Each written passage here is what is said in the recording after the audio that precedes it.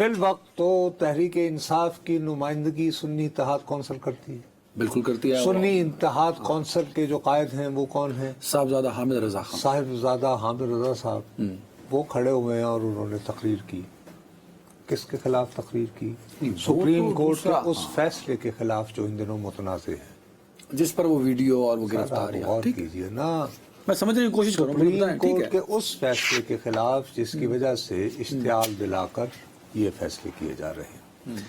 وہ بات کرتے ہوئے صاحبزادہ حامد رضا صاحب نے بہت ساری ایسی گفتگو کی جو میں ظاہر ہے ہمارا کام ٹیلی ویژن پر بیٹھ کر معاملات کو قابو میں رکھنا ہوتا ہے، بھڑکانا نہیں ہوتا جذبات کو. تو انہوں نے اور جو باتیں کی وہ تو میں نہیں کروں گا، لیکن انہوں نے ایک لفظ لکھا کہ سپریم کورٹ کو آئین کو ری رائٹ کرنے کا حق کس نے دیا؟ نہیں، یہ اعظم نذیر تارڑ صاحب نے کہا ہے.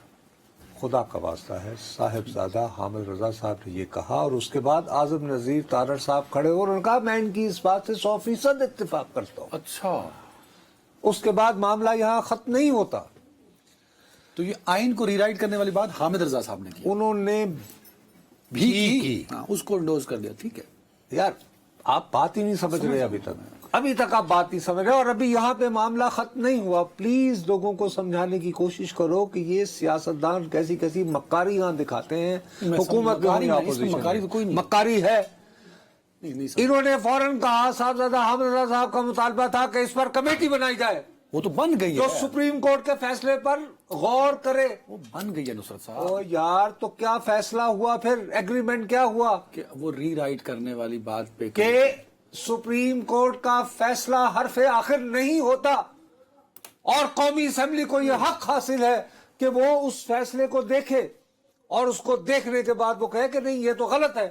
کتنی خوبصورتی سے آپ نے پی ٹی آئی جماعت سنی اتحاد اور نون لیگ کو ایک پیج پہ کر دیا. یار، یہ میں نے تو نہیں کیا. نہیں، بڑا اچھا کیا. کیا کمیٹی نہیں بنی ہے؟ بنی ہے.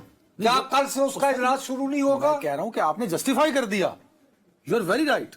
کیا اس میں یہ نہیں ہو رہا کہ جی یہ فیصلے کو زیر غور لانے کے لیے یہی جو کمیٹی ہے؟ مکاری والی بات پھر نہیں سمجھ دیا مجھے. اس میں مکاری تو نہیں ہے کہ سپریم کنسنسس ہے. حکومت کہہ رہی ہے کہ آپ بالکل ٹھیک کہہ رہے ہیں، سپریم کورٹ کا ہر فیصلہ جو ہے وہ قابل عمل اور عمل درآمد کے قابل نہیں ہوتا، اس پہ نظر ثانی کی گنجائش ہوتی ہے. اب یہ ایک الگ بات ہے. یہ فارمولا وہ اپنے آپ پہ بھی لگائیں گے مخصوص. سر، یہ ایک الگ بات ہے کہ جو اس موضوع پہ وہ کنسیڈ کر رہے ہیں نظر بظاہر کشادہ دلی کے ساتھ، وہ ایک انتہائی بنیادی طور پر حساس اور مذہبی جذبات سے ایک ظاہر ہے کہ ہر شخص اس کے بارے میں تو آپ ٹھیک ہے نا. کل کہاں مقام تھا کہ وزراء کہہ رہے تھے چھڈاں گے نہیں، کسی کو حق نہیں دیا جا سکتا. دوسری طرف یہ کہا جاتا ہے جی قاضی فائز عیسیٰ تو وہ طوطا ہیں جن میں اس حکومت کی جان ہے، وہ نہ رہے تو بس یہ چل چلاؤ کا موسم ہے. آج انہوں نے کہا کہ ہاں جی یہ بات تو آپ کی درست ہے. کیا حنیف عباسی صاحب نے اس فیصلے کے خلاف تقریر نہیں کی؟ حتیٰ کہ پاکستان پیپلز پارٹی کے عبد القادر پٹیل صاحب، مجھے تو آج پتا چلا کہ پٹیل صاحب جو ہیں وہ مذہبی معاملات پہ بھی خطا فرما سکتے ہیں. میں واقعی بہت حیران ہوا. میں بھی حیران ہوا. مجھے اتنا ملٹی ٹیلنٹڈ آدمی، یعنی وہ بہت مزے کے آدمی ہیں، میرے دوست ہیں. علی محمد خان صاحب نے بھی اس فیصلے علی محمد خان صاحب تو دیکھو وہ شروع سے ہی ان کا ایک اپنا خاص مخصوص انداز ہے. آپ جو بھی کہیں وہ اپنی ہر تقریر کا، ہر گفتگو کا آغاز جو ہے وہ نحمد و نصلی سے کرتے ہیں. ٹھیک ہے نا بات؟